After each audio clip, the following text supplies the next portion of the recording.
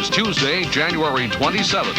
Tonight, the city and the owners blame each other for the demise of the Fort Garry Hotel. We've been very unfairly treated over the years. They are in very bad financial shape. A Winnipeg man is judged the world's best auctioneer. And the 99th MCA Bonspiel survivors play on. 24 Hours with Sandra Lewis, Mike McCourt, and the 24 Hours News team, bringing you news, weather, and sports. Good evening. Out front tonight, the Fort Garry Hotel is still standing, but right now, that's about all. That's certain. Sandra. Good evening. The owner of the Fort Garry Hotel went to City Hall today to argue for a deal that would allow him to reopen the hotel. Both sides blamed each other for yesterday's closing of the 75-year-old landmark. But when the smoke cleared, the politicians agreed to give the owner another chance to state his case tomorrow. Ingeborg Boyens reports. The Fort Garry's owner came to City Hall today, ready to fight for his hotel. My tax assessment is 10 times higher than it should be. Perrin claims the city and its taxes are to blame for yesterday's shutdown. The city decided last Thursday to apply for title to the hotel because Perrin hasn't paid a nickel towards his taxes in 8 years. The bill adds up to $2.5 million. Perrin says he will sue unless the city reconsiders its actions.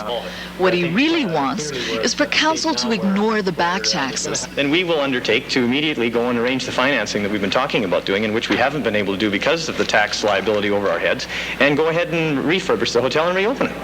But the city says it has little confidence in Perrin. It's currently paying the power, heat, and insurance bills because Perrin couldn't make the payments. And the mayor says the city won't be intimidated by threats of a lawsuit. So I think in terms of what we've done, we're perfectly correct legally and morally. The city agreed to meet with Perrin tomorrow to give him just one more chance to prove he can actually afford to run the hotel. If he fails to make his case, the city will take over and try to find someone else to operate it. Ingeborg Boyens, CBC News, Winnipeg. Of course, a lot of people are going to miss the old Fort Garry if it doesn't reopen, especially hotel employees and customers who booked weddings and special events there. Levon Butcher reports. Aurora Skirbo is busy these days making wedding favors for her two daughters. Both of them are getting married in a couple of months, and both booked receptions at the Fort Garry Hotel. Adeline Skirbo is one of them. She and fiancé Don are lucky. They've been able to find another place, but her sister's still looking. We had family, friends, everybody on the phones, phoning every hall, hotel in the city that we could possibly think of. It's created a lot of panic. We had to trim about 50 to 75 people off our our guest list. Like everyone else who have booked special events and wedding receptions at the Fort Garry, they're now worried about the money they had to put down on the banquet room. Money hotel owner John Perrin said today they would get back, but he wouldn't say when. Well, that's my understanding. Barring some legal wrangling or something, that would be our intention, to refund deposits, yes. Hotel employees got a similar message today when they showed up at the hotel for a meeting. They met with officials from the Labor Standards Board to fill out claim forms for back wages. And hotel security guards made sure they were the only ones let into the hotel, which locked its doors yesterday afternoon. No press, sorry. And when workers did come out, they weren't happy. They were told it could take at least 6 weeks for them to get any of their money. Oh, yeah, I'm going down to the welfare office right now. I have to. I have no choice.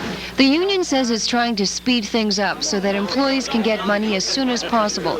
But there are about 40 employees who aren't unionized. They're banquet employees like Leslie Wakeland. They're owed tips from Christmas banquets, money they may never get. My gratuities are higher than my wages. I work for minimum wage, and I depend on the gratuity check at the end of every month.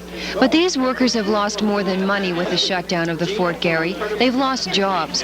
This woman was a cook there for 12 years, and she'll miss the old hotel. That's a beautiful hotel. And now I'm surprised it's closed.